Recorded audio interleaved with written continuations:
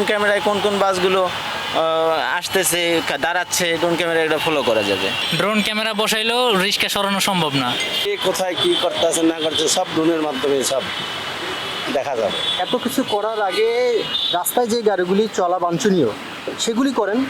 যেমন আমরা অটোর জন্য চলতে পারছি না, 80% ওরা দখল করে বসে আছে।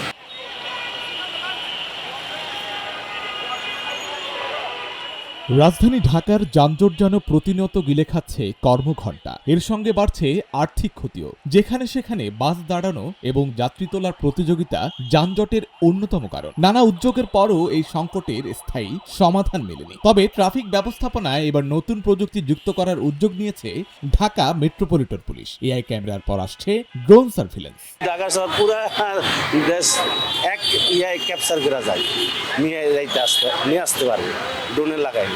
কে কোথায় কি করতেছে না করছে সব ড্রোনের মাধ্যমে সব দেখা যাবে। ড্রোন ক্যামেরা আসলে হ্যাঁ অবশ্যই সেটা দেখা যাবে যে ড্রোন ক্যামেরায় কোন কোন বাসগুলো আসতেছে দাঁড়াচ্ছে, ড্রোন ক্যামেরা এটা ফলো করা যাবে। এত কিছু করার আগে রাস্তায় যে গাড়িগুলি চলা বাঞ্ছনীয় সেগুলি করেন।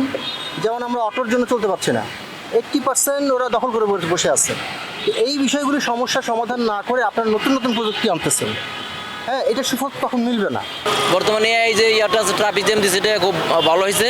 আর যদি ড্রোন দিয়ে করে আরো ভালো হবে ইনশাল্লাহ। ডিএমপি ট্রাফিক বিভাগ জানিয়েছে পরীক্ষামূলকভাবে একটি ড্রোনের মাধ্যমে গুরুত্বপূর্ণ সড়ক ও যানজট প্রবণ এলাকায় সংগ্রহ করা হবে রিয়েল টাইম তথ্য। এতে কোথায় যানজট তৈরি হচ্ছে, তার কারণ কি তা দ্রুত শনাক্ত করে প্রয়োজনীয় নির্দেশনা দেওয়া সম্ভব হবে।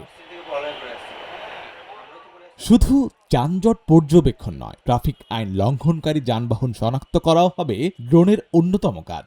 ড্রোনে ভয়েস সিস্টেম থাকায় আইন ভঙ্গকারী চালককে ঘটনাস্থলেই সতর্কবার্তা দেওয়া যাবে। ডিএমপির অতিরিক্ত police commissioner traffic Mohammad Anisur Rahman গণমাধ্যমে জানান, ভবিষ্যতে ড্রোনের সঙ্গে অটোমেটিক নাম্বার প্লেট রিকগনিশন বা ANPR প্রযুক্তি যুক্ত করার পরিকল্পনা রয়েছে।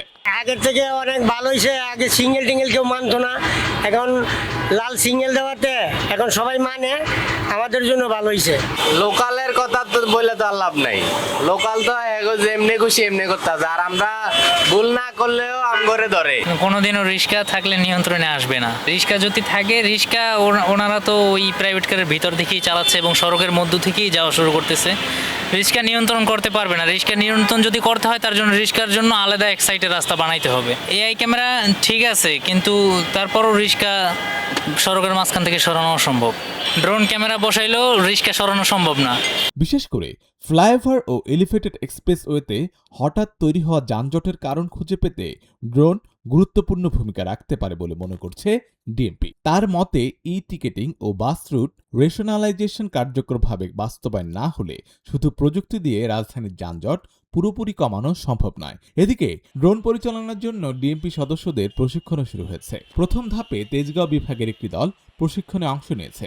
পরবর্তী ধাপে উত্তরা বিভাগের সদস্যদেরও প্রশিক্ষণ দেওয়ার কথা রয়েছে। এর আগে ট্রাফিক ব্যবস্থাপনায় এআই প্রযুক্তির ব্যবহার শুরু করেছে ডিএমপি। শাহবাগ থেকে শুরু করে 14টি এবং লেক রোডে একটি, মোট 15টি সিগন্যাল এআই প্রযুক্তির আওতায় আনা হয়েছে। এবার আরও 50টি স্থানে এআই নিয়ন্ত্রিত সিগন্যাল যুক্ত করার উদ্যোগ নেওয়া হয়েছে। সড়কে জামালাটা আমার কাছে মনে হয় করতেছে যে অটো রিক্সার কারণে জামালাটা একটু বেশি হয়। ডিসিপ্লিন থাকতেই হবে। এখন যানজটের ডিসিপ্লিন, জনগণের ডিসিপ্লিন, তারপরে ফুটপাতের ডিসিপ্লিন, এগুলো যদি সরকার সুষ্ঠুমতো করে দেয়, মানুষ সুষ্ঠু সুন্দরভাবে নগরবাসী উন্নতিভাবে জীবনযাপন করতে পারে। অর্থাৎ সড়কে ট্রাফিক শৃঙ্খলা ফেরাতে এআই ক্যামেরা ও স্মার্ট সিগন্যালের পর এবার আকাশপথে নজরদারি প্রস্তুতি। পরীক্ষামূলক কার্যক্রম সফল হলে রাজধানীর যানজট নিয়ন্ত্রণ ও ট্রাফিক আইন প্রয়োগে ড্রোন সার্ভিলেন্স নতুন মাত্রা যোগ করতে পারে বলে আশা করছে ডিএমপি। আশিক আরেফিন, ঢাকা জার্নাল।